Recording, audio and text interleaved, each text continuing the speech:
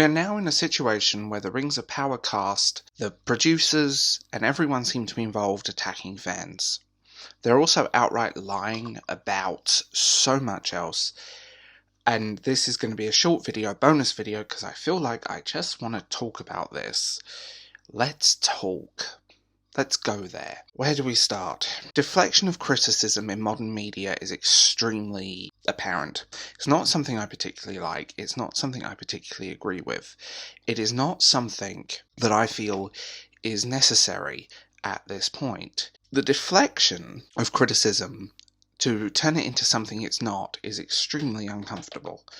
We see it with actors, we've seen it with Obi-Wan Kenobi, we've seen it with Disney's Star Wars full stop, we've also seen it with things like Buzz Lightyear, in which the actor went on a rampage, and, well, we all know what happened there. The issue is, you cannot deflect criticism, and as I've said in many videos, the Rings of Power could be the best thing since sliced bread. It could be amazing. But the fact that the normies now are disconnecting from this show, the fact that I'm seeing a lot of people going, I was really interested in this, but I just, the exact at the end of the sentence amongst the more normie friends is hilarious and online. The problem is you cannot keep doing this. People are wising up to this game. Something comes out, fans don't engage with it, sometimes through reasons, and I'm sure there are people out there that have been quite nasty on the internet. But on the other side of it, this whole situation is strange. They go straight into the attack, they go straight for the jugular. And they know that if they weaponize this criticism, if they weaponize this, they're trying to make themselves look good. They're trying to virtue signal. They're trying to make themselves come out on top. The problem is that's not working now. People are wising up to it, and people are saying, we're kind of over this. We're over our franchises being destroyed. We're over things we love being obliterated for the sake of modernity. We are over things that just don't line up to what we want. We're also over canon and lore being broken by these people. The other side of this, as I said, I am sure there are some people who are blatantly ists who are attacking and dehumanizing people. I have no problem saying that you people are morons, and that's a whole different discussion, and I'm sure of it. But general criticism of changing canon, of changing the law, injecting modern ideology and modern politics into something where it doesn't really belong because of the nature of when it was written and how it was written, that's general criticism. That's nothing to do with what these people are talking about. They almost talk down to the viewer. And that's also something else that I've picked up on. There is this almost, I am holier than now, you are the problem, not us. And I do feel like creatives need to shut up online. This is just a general thing. As someone who's worked in creative industries, you just kind of have to sit back and don't fire back. Chris Evans, for example, with Buzz Lightyear.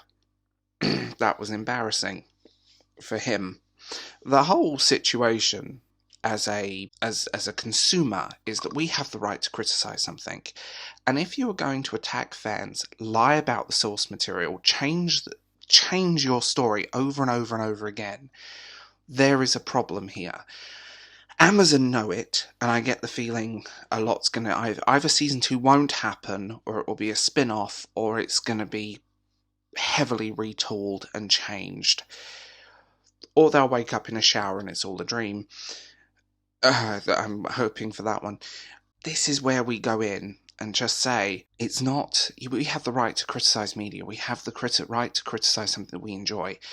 And watching just the destruction of modern works, of history, of everything else in recent years for the sake of modernity is extremely uncomfortable. And changing something that is fundamentally the backbone of fantasy. I think I said this in my Unfinished Tales video.